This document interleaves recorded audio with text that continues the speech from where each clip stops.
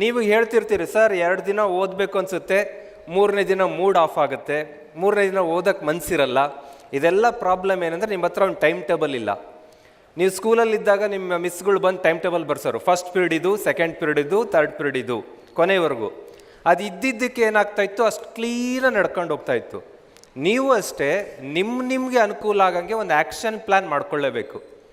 ನನಗೊಬ್ಬ ಪ್ರದೀಪ್ ಅಂತೇಳಿ ಮಹಾರಾಷ್ಟ್ರ ಕೇಳಿದ್ರು IAS ನಮ್ಮ ಡಿಪಾರ್ಟ್ಮೆಂಟ್ ಬಂದರು.